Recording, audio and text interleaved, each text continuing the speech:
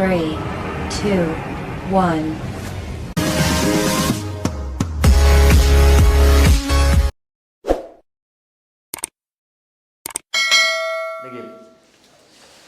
साम्यावस्था चैप्टर के अंतर्गत आप सभी स्टूडेंट पढ़ने जा रहे हैं आयनिक साम्यावस्था। आप लोग को बैकअप क्लास देते हुए स्टार्ट कर रहे हैं ये क्लास। ध्यान दिया जाए, साम्यावस्था का 2 पार्ट था।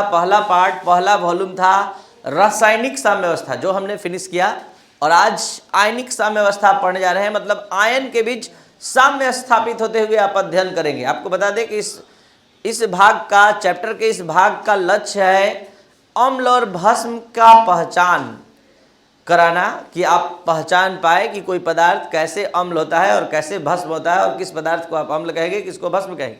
साथ ही साथ पीएच, पीओएच, पीकेडब्ल्यू, जल का आयनिक गुणनफल, ये सभी सारा कॉन्सेप्ट आपको मिलने वाला है। तो शुरू करते हैं पहले अम्ल भस्म की विचारधारा से। आपको बता दें कि 7, 8, 9, 10th क्लास से ही अम्ल भस्म के बारे में आप जानते आए हैं। तो अम्ल भस्म की इस विचारधारा को 2 भागों में विभाजित किया गया है, एक पुरानी विचारधारा और एक आधुनिक विचारधारा। पुरानी विचारधारा को ओल्ड कॉन्सेप्ट और क्लासिकल कॉन्सेप्ट कहते हैं, और आधुनिक विचारधारा मॉडर्न कॉन्सेप्ट ये है। फिलहाल पहले ओल्ड कॉन्सेप्ट में आपको बता दें कि ओल्ड कॉन्सेप्ट के अंतर्गत वे सभी विचारधाराएं हैं जो आप पहले से जानते हैं, और मॉडर्न कॉन्सेप्ट में अलग अलग साइंटिस्टों के द्वारा अम्ल और भस्म के बारे में जो विचार दिया गया उसके बारे में आप अध्ययन करेंगे। जैसे हमने अभी क्या बताया कि आप इस चैप्टर के भाग में अम्ल और भस्म पहचानने से संबंधित नॉलेज लेंगे। जैसे शुरू से ही ये दिक्कत होता आया है कि कोई पदार्थ को कैसे हम अम्ल कहें, कैसे भस्म कहें। जो स्थिति आप लोग का है कि कोई पदार्थ, कोई तत्व देखने के बाद नहीं बोल पाते हैं कि कौन अम्ल है कौन भस्म है। तो इसको जानने के लिए अलग अलग साइंटिस्टों ने अपना अपना विचार दिया। जैसे अरहेनियस ने विचार दिया तो अरहेनियस अम्ल भस्म विचारधारा, ब्रॉन्स्टेड-लॉरी ने विचार दिया तो ब्रॉन्स्टेड-लॉरी अम्ल भस्म विचारधारा, लेविस ने कॉन्सेप्ट दिया तो लेविस अम्ल भस्म विचारधारा, Lux flood model concept, Usanovich concept, Ingold concept, ये सभी अम्ल भस्म की विचारधाराएं हैं जो आधुनिक विचारधारा में आती है। हम लोग आज प्रारंभ कर रहे हैं क्लासिकल कॉन्सेप्ट, अम्ल और भस्म की पुरानी विचारधारा। अम्ल भस्म की पुरानी विचारधारा में उन सभी विचारधारा को रखा गया है जो मतलब अम्ल और भस्म के बारे में आप बहुत सारे साइंटिस्टों का स्टेटमेंट पढ़े हैं। जैसे अम्ल के बारे में आप क्या जानते हैं, यही ना कि अम्ल स्वाद में खट्टा होता है। अम्ल शब्द जो है ग्रीक शब्द एसिडस से बना है जिसका अर्थ होता है सावर, सावर माने खट्टा। अम्ल का पीएच मान 7 से कम होता है। अम्ल जल में घुलता है तो H+ देता है। अम्ल मतलब कोई चीज़ में मिलाते हैं तो उसके पीएच मान को कम कर देता है। अम्ल जो है भस्म से अभिक्रिया करता है तो लवण का निर्माण करता है।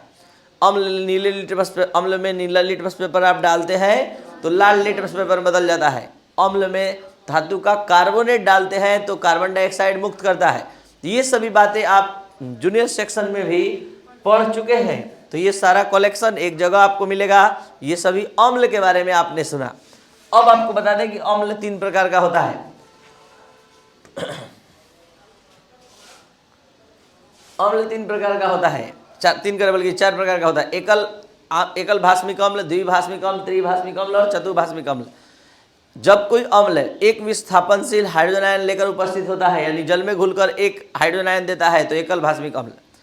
2 हाइड्रोजन आयन देता है, जैसे देख सकते हैं ये सभी जल में घुलने के बाद एक H+ देगा, एक H+ देगा, एक H+ देगा, तो ये एकल भास्मिक अम्ल कहलाएगा। बहुत ही आसान है। H2SO4 को जल में घुलिएगा तो ये 2 H+ देगा तो ये कहलाएगा द्विभास्मिक अम्ल। H2S को घुलिएगा तो 2H+ S- तो ये द्विभास्मिक अम्ल। H3PO4 को घुलिएगा तो 3H+ देगा। तो वैसा अम्ल जो 3 विस्थापनशील हाइड्रोजन आयन रखता है त्रिभास्मिक अम्ल कहलाता है। वैसा अम्ल जो 4 विस्थापनशील हाइड्रोजन आयन रखता है चतुर्भास्मिक अम्ल कहलाता है। तो ये था अम्ल का प्रकार, और इससे पहले हमने बताया अम्ल के बारे में सारा डिटेल था। अब हम आपको बताने जा रहे हैं इसी अंदाज में भस्म के बारे में। भस्म ऐसे पदार्थ होते हैं जो स्वाद में कड़वे होते हैं।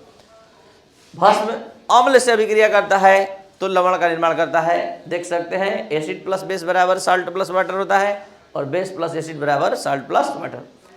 अब भस्म के बारे में भी उसी तरह, भस्म OH- की सांद्रता को बढ़ाता है। भस्म का पीएच मान 7 से अधिक होता है, ठीक है, और भस्म छूने में मुलायम होता है, ठीक है, और ये लाल लिटमस पेपर को नीले लिटमस पेपर बदल देता है। और इसको पहचानने का नियम है 2 तरह से, कि लाल लिटमस पेपर डालिएगा तो नीला हो जाएगा, और दूसरा अमोनियम क्लोराइड डालिएगा तो अमोनिया गैस, काफ़ी दुर्गंध उत्पन्न करने वाला गैस निकलेगा, अमोनिया गैस निकलेगा उसमें से।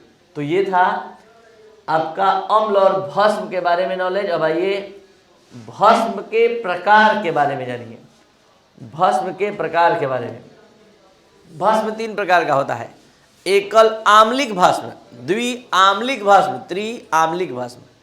तो एकल आम्लिक भस्म वैसा भस्म जो जल में घुलकर एक विस्थापनशील OH- प्रदान करता है। देख लीजिए इस चारों को ध्यान से, इस चारों को जब जब जल में घोलिएगा तो जल में घुलने पर ये एक OH- देगा। देख लीजिए एक OH-, एक OH-, एक OH- दे रहा है। लेकिन इसको देखिए जल में घुलने पर ये देखिए 2 OH- दे रहा है, 2 OH- दे रहा है, 2 OH- दे रहा है। इसको क्या कहेंगे आप लोग? द्विआम्लिक भस्म, द्विआम्लिक भस्म। और उसके बाद ये देखिए त्रिआम्लिक भस्म है, यानी कि जल में घुलने के बाद 3 विस्थापनशील OH- देगा।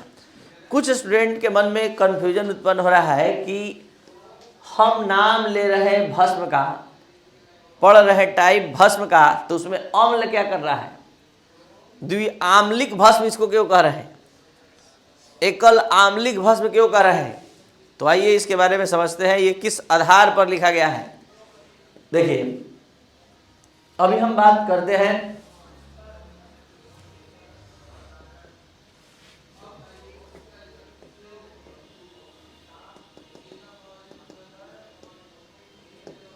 देखिए ये एकल आम्लिक भस्म है, क्योंकि एक OH है, इसमें 2 OH है, द्विआम्लिक भस्म है, और इसमें 3 OH है। इस भस्म के सामने अगर एक अम्ल लाएंगे तो ये एक सिंगल अणु को उदासीन करेगा, लेकिन इसके सामने लाएंगे तो ये आएगा अकेले, लेकिन करेगा 2 अम्ल के अणु को उदासीन। इसीलिए इसका नाम पड़ा है द्विआम्लिक भस्म। एक ऐसा भस्म जो अकेले 2 अम्ल के अणु को उदासीन करेगा। ये देखिए ये आया है अकेले, सिंगल। कैसे जाने अकेले आया है? इसके आगे कुछ नहीं लिखा है, कुछ नहीं का मतलब एक अणु, और कितना भस्म को कितने अम्ल को उदासीन कर रहा है? 3 अम्ल को, इसीलिए इसका नाम पड़ा है त्रिआम्लिक भस्म। अब इसके और आगे यहां देखिए, अब भस्म जब अम्ल पढ़ रहे थे तो वहां लिखा था एकल भास्मिक अम्ल। अम्ल में भास्मिक शब्द जुटा था, एकल भास्मिक अम्ल, द्विभास्मिक अम्ल, त्रिभास्मिक, चतुर्भास्मिक। किस आधार पर? इस अम्ल का क्षमता है कि एक भस्म को उदासीन करेगा। इस अम्ल का क्षमता है आएगा अकेले, लेकिन 2 भस्म को उदासीन करके रख देगा। ये आया अकेले, लेकिन 3 भस्म को उदासीन कर देगा। ये 4 भस्म को उदासीन कर देगा। इसलिए इस अम्ल का नाम है 4 मतलब चतुर्भास्मिक अम्ल। त्रिभास्मिक अम्ल मतलब 3 भस्म को उदासीन करने वाला अम्ल। द्विभास्मिक अम्ल 2 भस्म को उदासीन करेगा अकेले, इसीलिए इसका नाम ऐसे पड़ा है। तो ये था आपका आज का क्लास। अगर आप सभी स्टूडेंट इस क्लास से 100% सेटिस्फाइड हुए तो इसको लाइक, शेयर और सब्सक्राइब करना ना भूलें। Thank you.